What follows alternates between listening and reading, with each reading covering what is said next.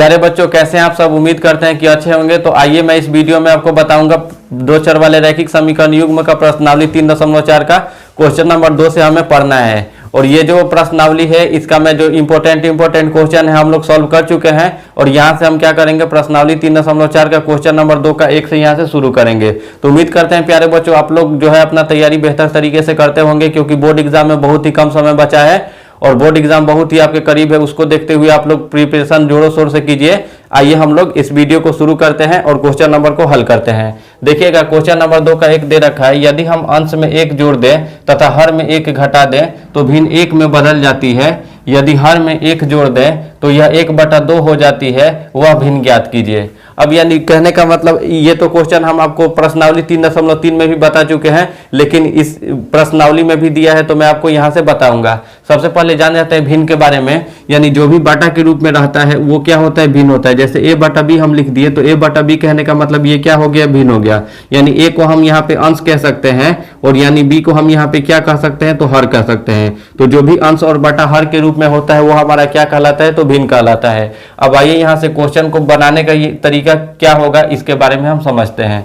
और यहाँ पे सबसे पहले ऊपर दे रखा है, अगर इसका अस्तित्व अगर उनका अस्तित्व हो तो इसे कौन से विधि से हल करना है, तो विलोपन विधि से हल करना है। यानी कहने का मतलब अगर समीकरण 1 निकल गया और समीकरण 2 निकल गया तो उसे हम विलोपन विधि से हल करेंगे। तो सबसे पहले हम यहाँ पे क्या लिख देते हैं, हल लिख देते हैं। हल लिखने के बाद प्यारे बच्चों क्या करेंगे, भिन्न बोला है, हमें क्या मालूम करना है कि भिन्न क्या है। तो सबसे पहले हम यहाँ पे हल में क्या लिखेंगे, मान लेंगे। लिखेंगे माना कि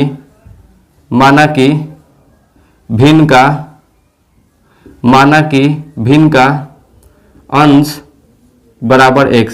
यानी भिन्न का जो अंश है उसे हम कितना मान लेते हैं, x मान लेते हैं। और जो भिन्न का हर है उसे हम कितना मान लेते हैं, तो y मान लेते हैं। अब पता ये चला कि x और y मानने से कुछ नहीं काम चलने वाला है, हमें तो भिन्न का मान ज्ञात करना है। तो भिन्न होता क्या है प्यारे बच्चों, तो अंश और बटा हर होता है। भिन्न क्या होता है, तो अंश बटा हर होता है। तो अंश को हम यहाँ पे कितना माने हैं, x माने हैं, और हर को कितना माने हैं, y माने हैं। तो ये कितना हो गया, y हो गया।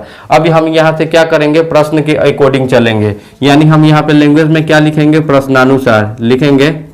प्रश्नानुसार यानी प्रश्न के अनुसार हमें यहाँ पे चलना है। जो बोलेगा प्रश्न उसी तरीके से हम करेंगे।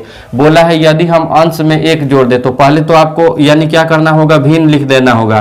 भिन्न कहने का मतलब x/y हम लिख दिए। अब ये बोला है अंश में 1 जोड़ दे, तो अंश किसको बोलते हैं, तो अंश ऊपर वाले को बोलते हैं। तो हम अंश में 1 जोड़ने के लिए बोल रहे हैं तो हम अंश में क्या कर दिए प्यारे बच्चों, 1 को जोड़ दिए। और फिर बोला है हर में 1 घटा दे। हर में बोला है 1 घटाने के लिए, तो हर में क्या कर दिए, हम 1 को घटा दिए।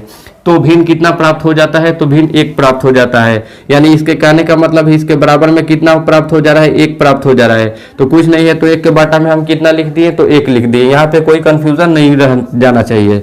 जब हम यहाँ पे आगे हल करेंगे तो क्या करेंगे, क्रॉस मल्टीप्लाई कर देंगे। यानी कहने का मतलब टेढ़ा टेढ़ी हम गुना करेंगे। तो प्यारे बच्चों टेढ़ा टेढ़ी गुना करेंगे तो x + 1 में 1 का गुना करेंगे तो कितना होगा, तो x + 1 ही होगा।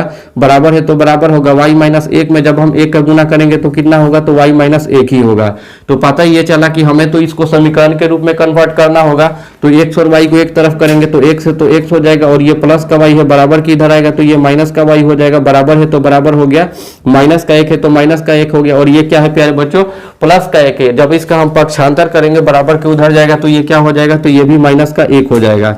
तो पता ये चला कि x और -y बराबर कितना हो गया, -1 और -1 कितना होगा, माइनस माइनस होता है प्लस, लेकिन चिन्ह जो लगता है वो माइनस का ही लगता है। तो यहाँ पे कह सकते हैं -2 हो जाएगा। और इसका नाम हम प्यारे बच्चों क्या दे देते हैं, तो समीकरण नंबर 1 का नाम दे दिए।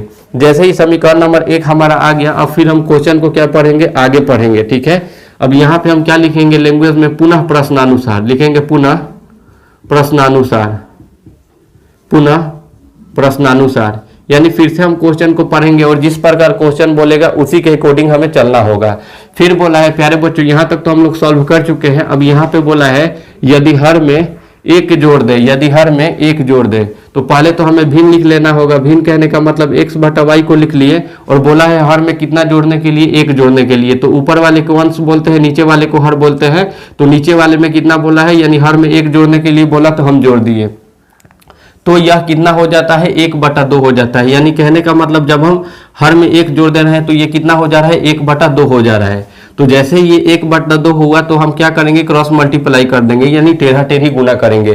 तो प्यारे बच्चों जब हम टेढ़ा टेढ़ी गुना करेंगे तो कितना होगा, x में 2 का गुना करेंगे तो कितना हो जाएगा, 2x हो जाएगा, बराबर है तो बराबर हो गया। y + 1 में 1 का गुना करेंगे तो कितना होगा, तो y + 1 ही होगा।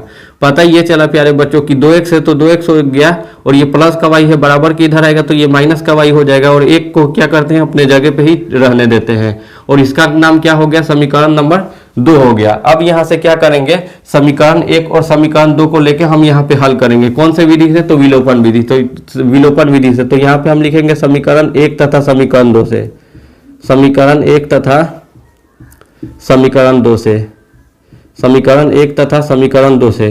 तो समीकरण 1 आप यहाँ से देख सकते हैं कितना दे रखा है, तो x और माइनस का y और बराबर में कितना है, -2, और समीकरण 2 जो है वो कितना दे रखा है, तो 2x और माइनस का y और बराबर में कितना है, 1 है। अब ये यहाँ से अब क्या करेंगे, हम चिन्ह को परिवर्तन कर देंगे, यानी जहाँ पे प्लस होगा वहाँ पे माइनस कर देंगे, जहाँ पे माइनस होगा वहाँ पे प्लस कर देंगे। तो यहाँ पे प्लस है तो हम माइनस कर दिए, यहाँ पे माइनस है तो प्लस कर दिए, और यहाँ पे प्लस है तो माइनस कर दिए। पता ये चला कि ये माइनस का y और ये प्लस का y क्या हो गया, आपस में कट गया। अब हमारे पास कितना बचा, x बचा, और ये माइनस का 2x बचा। तो x में से 2x चला जाएगा तो कितना बचेगा, तो कहिएगा कि माइनस का x बचेगा, बराबर है तो बराबर माइनस का 2 और माइनस का 1 कितना हो जाएगा, तो प्यारे बच्चों कहिएगा कि माइनस का 3 हो जाएगा। माइनस से माइनस क्या हुआ, कट गया। यहाँ से जो x का वैल्यू आया वो कितना आएगा, x का मान, तो कह सकते हैं x का मान 3 आ गया। जैसे ही x का मान 3 आया, विलोपन विधि यह कहता है कि हमें आप समीकरण 1 में भी रख सकते हैं और हमें समीकरण 2 में भी रख सकते हैं, आपका मन आप जिसमें रखें। तो हम क्या करते हैं, इसका वैल्यू हम समीकरण नंबर 1 में रख देते हैं। तो क्या लिखेंगे लैंग्वेज में प्यारे बच्चों, लिखेंगे समीकरण 1 में, समीकरण 1 में x का मान रखने पर, x का मान रखने पर, x का मान रखने पर, तो समीकरण 1 हमारे सामने कितना दे रखा है, x और माइनस का y और बराबर में कितना है, तो -2 है। तो पता ये चला प्यारे बच्चों कि x बराबर कितना हो जाएगा, यानी जहां जहां x होगा हम क्या करेंगे, सबसे पहले तो x का मान यहाँ पे हम पुट करेंगे। तो x का मान कितना आया है, 3 है, तो यहाँ पे x है तो हम यहाँ पे कितना रख देंगे, 3। माइनस का y है तो माइनस का y हो गया, बराबर में -2 है तो -2 हो गया, यानी -y बराबर कितना हो जाएगा, -2 है तो -2 हो गया, और ये प्लस का 3 है, बराबर के उधर जाएगा तो ये -3 हो जाएगा, यानी -y बराबर -2 और -3 कितना हो जाएगा, तो -5 हो जाता है। माइनस से माइनस यहाँ पे क्या हो गया, कट गया, यानी पता ये चला कि जो y का मान आया वो कितना आ गया, 5 आ गया। अब हमें प्रश्न पूछा क्या है, प्रश्न पूछा है कि भिन्न क्या है। तो यहाँ से हम भिन्न को कितना माने हैं, तो कहिएगा भिन्न होता है अंश बटा हर, और भिन्न को हम माने हैं x बटा y। तो हम यहाँ पे लिख देते हैं, इसलिए भिन्न बराबर x बटा y। तो x का मान कितना आया है, तो x का मान 3 आया है तो 3 हो गया, बटा है तो बटा, y का मान कितना आया है, 5 आया है तो 5 हो गया। यही इसका प्यारे बच्चों क्या हो गया, राइट आंसर हो गया। तो आइए नेक्स्ट क्वेश्चन को हम लोग सॉल्व करते हैं। आइए 2 का क्वेश्चन नंबर 2 को हम यहाँ से हल करेंगे। देखिएगा प्यारे बच्चों, 2 का क्वेश्चन नंबर 2 क्या दे रखा है, तो यहाँ पे दे रखा है 5 वर्ष पूर्व नूरी की आयु सोनू की आयु की 3 गुनी थी। यानी कब का ये बात कर रहा है, तो ये 3 वर्ष पहले का बात कर रहा है, तो सॉरी 5 वर्ष पहले का बात कर रहा है। अब बोला है 10 वर्ष पश्चात नूरी की आयु सोनू की आयु की 2 गुनी हो जाएगी, नूरी और सोनू की आयु कितनी है। पता ये करना है नूरी की आयु कितनी थी और सोनू की आयु कितनी थी। सबसे पहले हम क्या करेंगे यहाँ पे प्यारे बच्चों, तो सबसे पहले तो हमें यहाँ पे हल लिखना होगा, और यहाँ पे 2 पर्सन है। कौन कौन पर्सन है, तो 2 पर्सन है। एक का नाम क्या है, तो पहला का नाम है नूरी, और जो 2 नंबर पे है उसका नाम है सोनू। तो सबसे पहले नूरी को लेंगे, तो यहाँ से लिखेंगे माना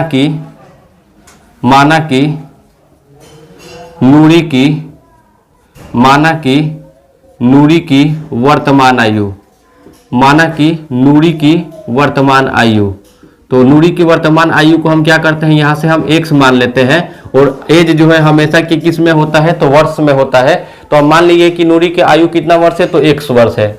अब जो दूसरे नंबर पे पर्सन है उसका क्या नाम है, तो सोनू है। तो यहाँ पे हम लिखेंगे सोनू की वर्तमान आयु। तो यहाँ पे लैंग्वेज में लिखेंगे सोनू की वर्तमान आयु। इसको हम कितना मान लेते हैं, तो यहाँ से y वर्ष मान लिए।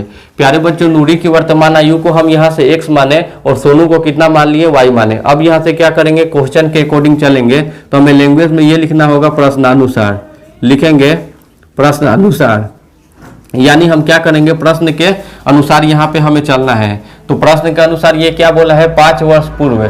अगर मान लीजिए अभी नूरी 1 वर्ष की है और जो सोनू है वो y वर्ष का है, तो 5 साल पहले ये दोनों कितने वर्ष के होंगे, तो x माइनस 5 साल के होंगे। क्यों, जैसे मैं आपको फॉर एग्जांपल मैं बता रहा हूं, जैसे मान लीजिए आज अभी आप 20 वर्ष के हैं, अगर कोई पूछेगा कि आप 5 वर्ष पहले कितने साल के थे, तो आप ये कह सकते हैं मैं 15 साल का था। तो क्या किए हैं, 20 में से 5 को घटा दिए हैं। अगर कोई बोलेगा अगर आप आज 20 साल के हैं और 5 साल बाद आप कितने वर्ष के होंगे, तो आप कह सकते हैं कि मैं 25 साल का होऊंगा। यानी पता ये चला कि जब पहले का एज निकालना होता है, जितने वर्ष पहले का एज निकालना होगा उतना हम क्या करते हैं, घटा देते हैं, और जितने वर्ष बाद का एज हमें निकालना होता है उसको हम क्या कर देते हैं, तो जोड़ देते हैं। ठीक है, तो इससे आप समझ गए होंगे। अब आइए यहाँ पे समझते हैं। तो यानी नूरी का 5 वर्ष पहले का आयु x माइनस 5 हो जाएगा, और उसके बाद सोनू का 5 वर्ष का पहले आयु कितना हो जाएगा, तो ये y माइनस 5 हो जाएगा। अब वो बोल रहा है 5 वर्ष पूर्व नूरी की आयु सोनू की आयु की 3 गुनी थी। यानी नूरी की जो आयु थी ये क्या है, 3 गुनी है। किसके आयु की, यानी सोनू की आयु के। तो हम सोनू की आयु में किससे गुना कर देंगे, जब हम 3 से गुना कर देंगे तो ये दोनों क्या हो जाएंगे, बराबर हो जाएंगे। क्यों, क्योंकि ये तो पहले से ही 3 गुना है, लेकिन सोनू जो है वो 3 गुना एज क्या है इसका कम है। तो हम सोनू में 3 का गुना कर दिए तो दोनों ये क्या हो गए, आपस में बराबर हो गए। तो पता ये चला प्यारे बच्चों कि x माइनस 5 है तो x माइनस 5 कर दिए, बराबर है तो बराबर, 3 में y का गुना करेंगे तो 3y हो जाएगा, माइनस है तो माइनस, 3 में 5 का गुना करेंगे तो 15 हो जाएगा। यानी x है तो x हो गया, ये प्लस का 3y है, बराबर की इधर आएगा तो माइनस का 3y हो जाएगा, बराबर है तो बराबर, ये माइनस का 15 है तो माइनस का 15 हो गया, और ये माइनस का 5 है, बराबर के उधर जाएगा तो ये प्लस का 5 हो जाएगा। यानी x माइनस 3y बराबर कितना हो गया, तो माइनस का 15 और प्लस का 5 कितना हो जाएगा, तो माइनस का 10 हो जाएगा। इसका नाम हम समीकरण नंबर 1 का दे देते हैं। अब क्या करेंगे प्यारे बच्चों, यहाँ पे लैंग्वेज में हम लिखेंगे पुनः प्रश्नानुसार, पुनः प्रश्नानुसार, पुनः प्रश्नानुसार। यानी अब जो भी बोलेगा क्वेश्चन उसके हमें अकॉर्डिंग चलना है। तो आगे क्या दे रखा है क्वेश्चन, 10 वर्ष पश्चात। पश्चात मतलब क्या होता है, तो बाद होता है। तो मान लीजिए नूरी जो है आज x वर्ष की है और सोनू जो है आज y वर्ष का है, और 10 वर्ष बाद दोनों कितने वर्ष के होंगे, तो ये जो नूरी है ये x प्लस 10 वर्ष की हो जाएगी, और सोनू जो है वो y प्लस 10 वर्ष का हो जाएगा। जैसे मैं इसके बारे में आपको अभी एग्जाम्पल के तौर पर समझाया हूँ। अब बोला है 10 वर्ष पश्चात नूरी की आयु जो है वो सोनू की आयु की 2 गुनी होगी। यानी कहने का मतलब ये है कि नूरी का जो एज है अभी ये 2 गुना है, लेकिन सोनू 2 गुना नहीं है, और हमें क्या करना है, बराबर करना है। तो हम सोनू के एज में जब हम 2 से गुना कर देंगे तो नूरी और सोनू दोनों आपस में क्या हो जाएंगे, बराबर हो जाएंगे। तो अब यहाँ पे हम क्या करते हैं, गुना करके हम यहाँ पे लिखेंगे। तो जब हम गुना करेंगे तो क्या हो जाएगा प्यारे बच्चों, x प्लस 10 है तो यानी यहाँ पे x प्लस 10 ही होगा, x प्लस 10 ही होगा, बराबर का चिन्ह है तो बराबर का चिन्ह हो गया। 2 में y का गुना करेंगे तो 2y हो जाएगा, प्लस का चिन्ह है तो प्लस का चिन्ह हो गया। 2 में जब हम 10 का गुना करेंगे तो कितना हो जाएगा, तो 20 हो जाएगा। पता ये चला x है तो x हो गया, ये प्लस का 2y है, बराबर की इधर आएगा तो ये माइनस का 2y होगा, बराबर है तो बराबर, बराबर के बाद 20 है तो हम 20 को लिख दिए, लेकिन बराबर के पहले क्या है, ये प्लस का 10 है। जब बराबर के उधर इसको भेजेंगे तो ये क्या हो जाएगा, तो माइनस का ये 10 हो जाएगा। पता ये चला कि x माइनस 2y का वैल्यू जो आया वो कितना आ गया, 20 में से जब 10 चला जाएगा तो कितना होगा, तो 10 हो जाएगा। इसका नाम हम क्या दे देते हैं, समीकरण नंबर 2 का दे देते हैं। तो प्यारे बच्चों हमें क्या करना है, यहाँ विलोपन विधि से हल करना है, क्योंकि इसमें जितने भी प्रश्न है ये क्या बोला है कि विलोपन विधि से क्या करना है, हमें ज्ञात करना है। अब विलोपन विधि से ज्ञात करने के लिए हम किसको किसको ले लेंगे, तो समीकरण 1 और समीकरण 2 को लेंगे। तो लिखेंगे समीकरण 1 तथा समीकरण 2 से, समीकरण 1 तथा समीकरण 2 से। तो समीकरण 1 आप देख सकते हैं, समीकरण 1 हमारे पास कितना है, तो कहिएगा x है और माइनस में 3y है और बराबर में कितना है, तो माइनस का 10 है। और समीकरण 2 में कितना है, x है और माइनस का 2y है और बराबर में कितना है, तो 10 है। यहाँ से क्या करेंगे, चिन्ह को परिवर्तन कर देंगे, यानी जहाँ पे प्लस होता है वहाँ पे माइनस हो जाएगा, जहाँ पे माइनस होता है वहाँ पे प्लस हो जाएगा। तो यहाँ पे प्लस है तो माइनस हो जाएगा, यहाँ पे माइनस है तो प्लस हो जाएगा, यहाँ पे प्लस है तो माइनस हो गया। ये प्लस का x और ये माइनस का x आपस में क्या हो गए प्यारे बच्चों, कट गए। अब यानी माइनस का 3y में से प्लस का 2y को घटाएंगे तो माइनस का y हो जाएगा, बराबर है तो बराबर, और ये माइनस का 10 और ये माइनस का 10, 10 और 10 कितना हो जाएगा, तो यानी यहाँ से 20 हो जाएगा। माइनस से माइनस क्या हो गया प्यारे बच्चों, कट गया। यानी जो y का मान आया वो कितना आ गया, 20 आ गया, और y को हम क्या मान है, वर्ष में मान है, तो इसे तो हम बाद में लिख लेंगे y वर्ष, ठीक है। यानी y का जो मान आया वो कितना आ गया, 20 आ गया। अब हम यहाँ पे क्या करेंगे, ये जो y का मान आया है विलोपन विधि ये कहता है आप हमें समीकरण 2 में भी रख सकते हैं और समीकरण 1 में भी रख सकते हैं। तो आपका मान जिसमें रखें तो हम क्या करते हैं, समीकरण 1 में इसका मान रख देते हैं। तो लिखेंगे समीकरण 1 में y का मान रखने पर, y का मान रखने पर समीकरण 1 हमारे सामने कितना है, x है और माइनस का 3y है और बराबर में कितना है तो माइनस का 10 है। तो पता ये चला कि x है तो x के जगह पे x लिख देंगे, माइनस है तो माइनस 3 के साथ y गुणा में जुड़ा हुआ है तो गुणा का चिन्ह दे दिए, और y के जगह पे हम कितना लिखेंगे 20 लिखेंगे, बराबर में माइनस 10 है तो माइनस 10 कर दिए, यानी x माइनस 3 में जब हम 20 का गुना करेंगे तो 60 हो जाएगा और बराबर में माइनस 10 है तो माइनस 10 हो जाएगा, यानी x बराबर कितना हो जाएगा माइनस 10 है तो माइनस 10 हो जाएगा। ये माइनस का 60 है, जब इसका पक्षांतर करेंगे बराबर के उधर जाएगा तो ये क्या हो जाएगा, तो ये प्लस का 60 हो जाएगा। यानी जो x का मान आया वो कितना आया माइनस 10 और प्लस 60 को जोड़ेंगे तो कितना हो जाएगा 50 हो जाएगा। अब यहाँ से x का भी वैल्यू आ गया है 50 और y का भी वैल्यू आ गया है 20।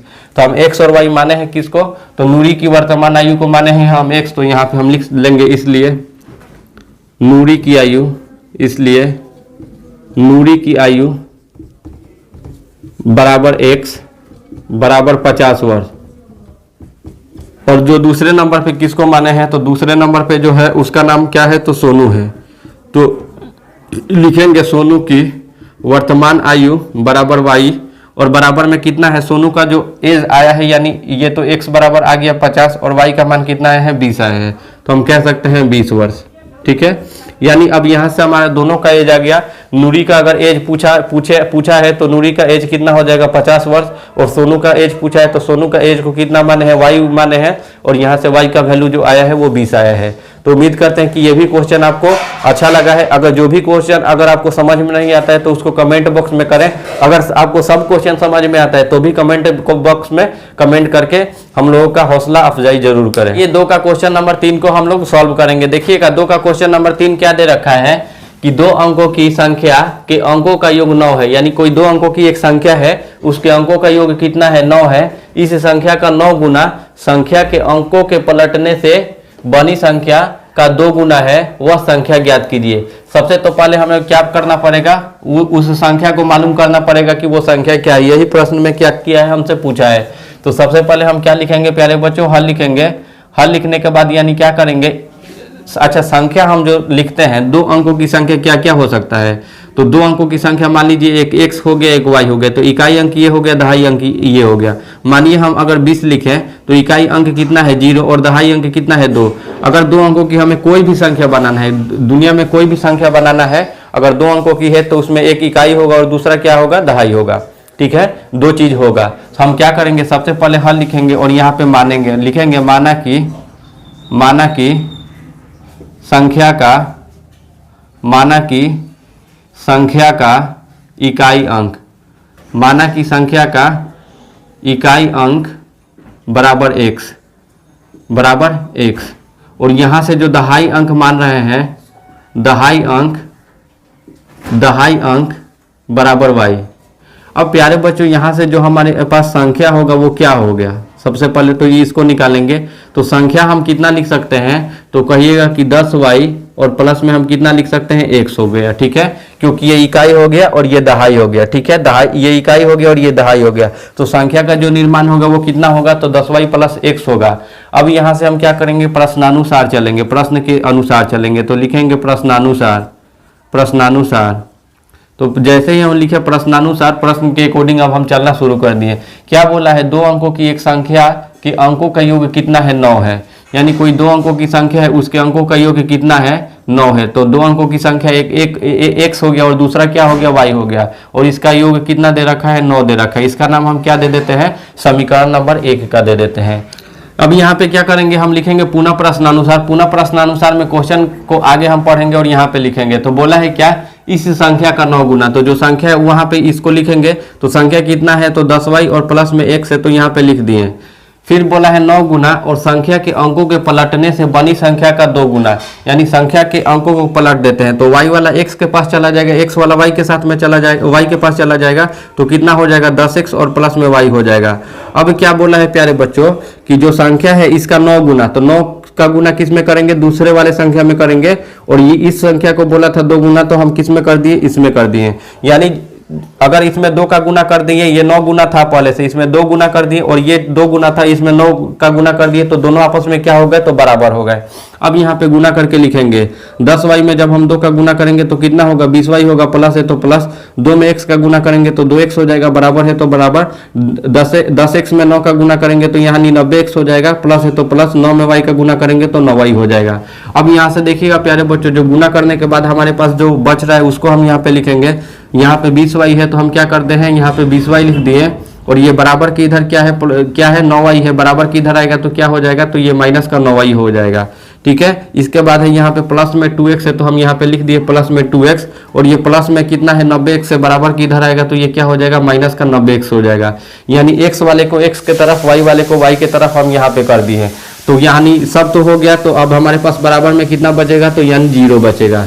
अब यहाँ से देखिएगा 20y में से 9y चला जाएगा तो कितना y होगा, तो 11y होगा, और ये प्लस 2x में से माइनस 90x चला जाएगा तो कितना होगा, तो माइनस का 88x होगा, और बराबर में 0 है तो 0 हो जाएगा। अब यहाँ से देखिएगा प्यारे बच्चों, कॉमन क्या है, यानी दोनों किससे कट रहा है, तो 11 से दोनों कट जाएगा, तो 11 में 11 का भाग करेंगे तो एक बार में जाएगा, और y है तो हम यहाँ पे y कर दिए, माइनस है तो माइनस, 88 में 11 से भाग करेंगे तो 11 बटा 88 हो जाएगा, साथ में x है तो x हो गया, बराबर में 0 है तो 0 हो गया। पता ही ये चला कि y और माइनस का 8x बराबर कितना हो गया, तो 0 है तो 0, y माइनस 8x के साथ में 11 गुना में है, बराबर की इधर आएगा तो यानी ये भाग में चला जाएगा। तो आप कह सकते हैं y माइनस 8x बराबर कितना हो जाएगा, तो 0 हो जाएगा। तो पहले हम x को लिखते हैं, उसके बाद y को लिखेंगे, तो कितना हो जाएगा, तो माइनस का 8x हो जाएगा, और प्लस में y हो जाएगा, और बराबर में कितना हो जाएगा, 0 हो जाएगा।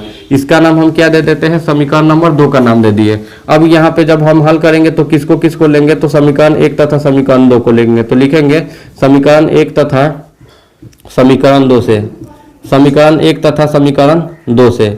तो समीकरण 1 यहाँ पे कितना है, हम यहाँ पे लिखेंगे समीकरण 1 हमारे पास जितना भी होगा, तो समीकरण 1 हमारे पास दे रखा है x और प्लस में y, और बराबर में कितना है 9, और समीकरण जो 2 दे रखा है वो कितना दे रखा है, तो माइनस का 8x और प्लस में y, और बराबर में कितना है 0। अब क्या करेंगे, ये प्लस है तो माइनस हो जाएगा, माइनस है तो प्लस हो जाएगा। ठीक है, तो ये प्लस का y माइनस का y क्या हो गया, आपस में कट गया, यानी प्लस में 8x और प्लस में x कितना हो जाएगा, जोड़ेंगे तो 9x हो जाएगा, और बराबर में 9 में 0 को जोड़ेंगे तो 9 हो जाएगा। पता ही ये चला कि x बराबर कितना हो जाएगा, तो 9 और बटा में 9 हो जाएगा, 9 एकम 9 कट गया, x का जो मान आया वो कितना आ गया, 1 आ गया। तो विलोपन विधि में कहता है ये कि जैसे ही x का मान आता है, अब हमें समीकरण 1 और समीकरण 2 दोनों में से किसी में भी रख सकते हैं। तो हम यहाँ पे क्या लिखेंगे, लिखेंगे लैंग्वेज में ये कि समीकरण 1 में x का मान रखने पर, x का मान रखने पर, तो समीकरण 1 हमारे पास कितना है, तो x है, और प्लस में y है, और बराबर में कितना है, तो 9 है। यहाँ से x के जगह पे कितना रखेंगे, 1 रखेंगे, प्लस है तो प्लस, y है तो y हो गया, बराबर में 9 है तो 9 हो गया।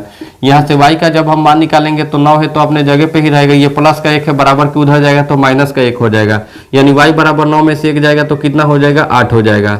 तो पता ही चला हमें तो x और y का मान नहीं निकालना है, हमें तो मान निकालना है संख्या का। ठीक है, तो हम यहाँ पे लिख देंगे इसलिए संख्या बराबर, इसलिए संख्या बराबर, संख्या को कितना माने हैं, तो 10y और प्लस में x माने हैं। ठीक है, तो 10 है तो 10 हो गया, और y का वैल्यू कितना आया है, 8 है, तो हम यहाँ पे 8 लिख दिए, और प्लस x का मान कितना आया है, तो 1 आया है। तो 10 में 8 का गुना करेंगे 80, और 80 में 1 जोड़ देंगे तो कितना हो जाएगा, 81, और यही इसका क्या हो जाएगा, राइट आंसर हो जाएगा।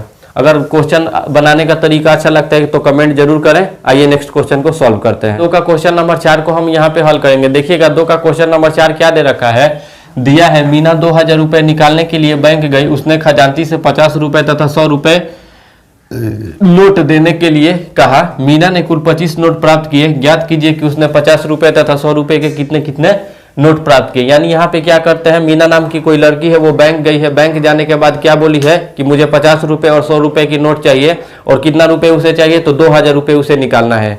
तो वो जो बैंक का मैनेजर है वो क्या कहता है, उसने कुछ पैसा दे दिया है, पर ये पूछी है मीना की मेरे पास जो 50 रुपए और 100 रुपए की नोट की संख्या है वो मैं नहीं बताऊंगी, वो आप लोग क्वेश्चन में बताएंगे। तो सबसे पहले हम यहाँ पे क्या लिखेंगे, तो हल लिखेंगे।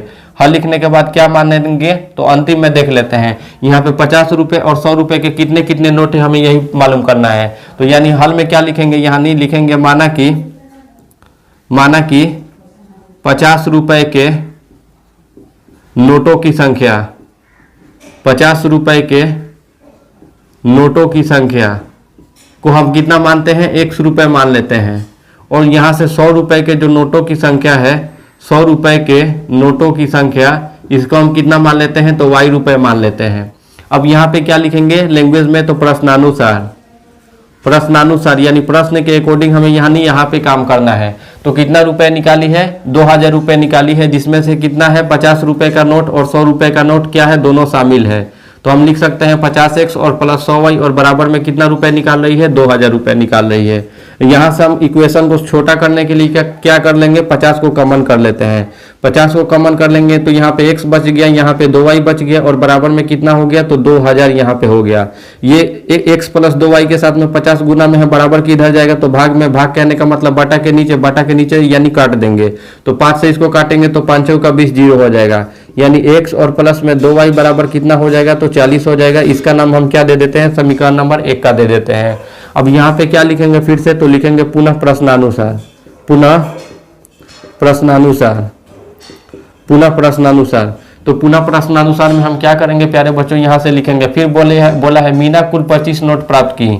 तो मीना जो है टोटल कितना नोट प्राप्त कर रही है, तो 25 नोट। तो 50 रुपए के नोटों की संख्या x और 100 रुपए के नोटों की संख्या को हम y माने हैं। तो हम लिख सकते हैं x प्लस y और बराबर में कितना नोट ये प्राप्त की है, तो 25 नोट प्राप्त की है। इसका नाम जो है हम समीकरण नंबर 2 का दे देते हैं। अब हम यहाँ से क्या करेंगे, विलोपन विधि से निकालना है, तो लिखेंगे समीकरण 1 तथा समीकरण 2 से, समीकरण 1 तथा समीकरण 2 से, समीकरण 1 तथा समीकरण 2 से। तो समीकरण 1 हमारे पास कितना है, समीकरण 1 है x प्लस 2y और बराबर में कितना है, 40 है। और समीकरण 2 जो है वो कितना है, x और प्लस में y और बराबर में कितना है, तो 25 है।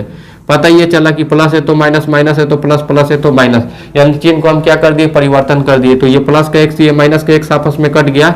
अब यहाँ से प्लस का 2y में से माइनस का y चल जाएगा तो y बचेगा, और यानी 40 में से जब 25 चला जाएगा तो कितना बचेगा, तो 15 बचेगा। तो y का मान कितना आ गया हमारे पास, 15। जैसे ही y का मान 15 है, इसका मान हम समीकरण नंबर 1 में रखेंगे। लिखेंगे समीकरण 1 में y का मान रखने पर, समीकरण 1 में y का मान रखने पर, तो समीकरण 1 हमारे सामने कितना दे रखा है, तो x प्लस 2y बराबर 40। तो लिखेंगे x और प्लस में 2y और बराबर में कितना, तो 40। ठीक है। अब जहाँ जहाँ x है वहाँ x लिखेंगे, लेकिन जहाँ जहाँ y है वहाँ 15 हमें लिखना पड़ेगा। तो 2 है तो 2 और 2 के साथ y का गुणा में है तो गुणा का चिन्ह दिए, और y का मान 15 है तो 15 और बराबर में 40 है तो 40 कर दिए। यानी हम लिख सकते हैं x प्लस 15 दूनी 30 और बराबर में कितना हो गया, 40। यानी x बराबर कितना हो जाएगा, तो 40 और माइनस का 30 हो जाएगा। यानी x बराबर 40 में से 30 जाएगा तो कितना हो जाएगा, तो 10 हो जाएगा। अब यहाँ पे हम जो भी माने हैं यहाँ पे लिख देंगे। तो क्या किए हैं, 50 रुपए के नोटों की संख्या को x माने हैं, तो हम यहाँ पे लिखेंगे, यानी लिखेंगे इसलिए 50 रुपए के नोटों की संख्या, 50 रुपए के नोटों की संख्या बराबर x बराबर 10, और रुपए माने हैं तो रुपए हो गया। और यहाँ से क्या किए हैं, 100 रुपए के नोटों की संख्या को कितना माने हैं, y, और y का मान कितना आया है, तो आप यहाँ से देख सकते हैं y का मान 15 आया है। तो आप कह सकते हैं y का जो मान आया वो 15 आ गया। ठीक है। तो आइए प्यारे बच्चों नेक्स्ट क्वेश्चन को हल करते हैं। ये क्वेश्चन नंबर 2 का 5 को हम लोग सॉल्व करेंगे। यहाँ से देखिएगा 5वां नंबर क्वेश्चन क्या दे रखा है, किराए पर पुस्तकें देने वाले किसी पुस्तकालय का प्रथम 3 दिनों का एक नियत किराया है। समझते चलते क्वेश्चन को, यानी प्रथम जो 3 दिन दे रहा है तो उसका नियत किराया है। ठीक है, उसका फिक्स चार्ज है कि आपको इतना देना ही देना है। फिर आगे पढ़ते हैं, तथा उसके बाद प्रत्येक अतिरिक्त दिन का किराया अलग किराया है।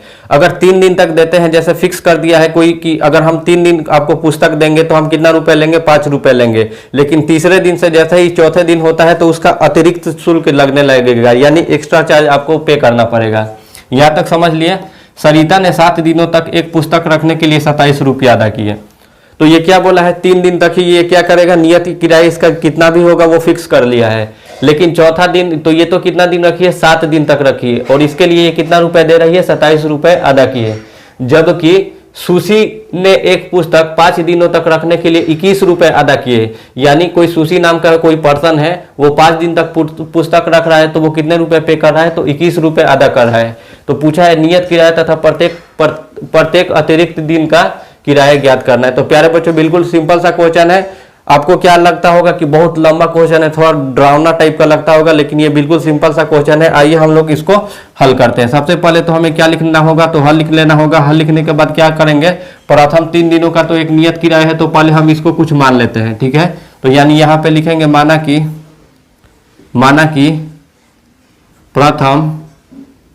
प्रथम 3 दिन का नियत किराया, 3 दिन का नियत किराया बराबर कितना मान लेते हैं, यहां से 100 रुपए मान लेते हैं, ठीक है। उसके बाद क्या बोला है, अतिरिक्त दिन, ठीक है। तो यहां पे लिखेंगे अतिरिक्त दिन का किराया, ठीक है। लिखेंगे अतिरिक्त दिन का किराया को कितना मान लेते हैं, तो यहां से y रुपए मान लेते हैं। अब यहां पे प्रश्नानुसार लिखेंगे, प्रश्नानुसार यानी प्रश्न के अनुसार यहाँ पे हमें काम करना है। क्या बोला है, प्रथम 3 दिन का एक नियत किराया है, तो प्रथम 3 दिन का नियत किराया है तो हम x ले लिए, तथा उसके बाद प्रत्येक दिन का एक अलग किराया है। और सरिता नाम की कोई लड़की है और यहाँ पे क्या बोली है, 7 दिनों तक एक पुस्तक रखने के लिए 27 रुपये ये पे कर रही है। तो 3 दिन x को हम कितना माने हैं, तो प्रथम 3 दिन मान लिए हैं। तो x को जब हम प्रथम 3 दिन मान लिए हैं तो बचा कितना, तो 4 दिन बचा, ठीक है। और अतिरिक्त दिन के किराए को कितना माने हैं, हम y रुपए माने हैं, तो यानी 4y हो गया।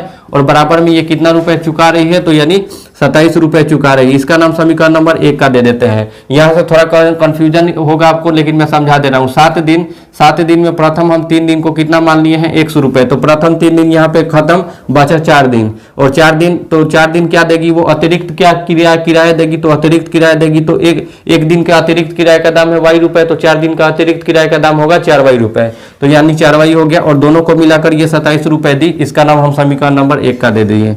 अब यहाँ पे लिखेंगे हम क्या प्यारे बच्चों, पुनः प्रश्न से लिखेंगे, पुनः प्रश्न से। ये यहाँ पे इस प्रकार है, पुनः प्रश्नानुसार या फिर पुनः प्रश्न से, पुनः प्रश्नानुसार। अब फिर आगे बढ़ेंगे और क्या बोला है, ये सुशी नाम का कोई पर्सन है और ये बोला है एक पुस्तक 5 दिनों को रखने के लिए 21 रुपए अदा किए। तो 5 दिन के लिए रखने के लिए तो पहले प्रथम 3 दिन के लिए कितना माने हैं, 100 रुपए। तो 3 दिन तो हो गया, बचा कितना, 2 दिन। तो यहाँ से 2y हो जाएगा, और बराबर में ये कितना रुपए दे रहा है, तो 21 रुपए दे रहा है। इसका नाम हम समीकरण नंबर 2 का दे देते हैं। और यहाँ से क्या करेंगे, समीकरण 1 और समीकरण 2 से विलोपन विधि से इसका मान निकालेंगे। लिखेंगे समीकरण 1 तथा समीकरण 2 से, समीकरण 1 तथा समीकरण 2 से।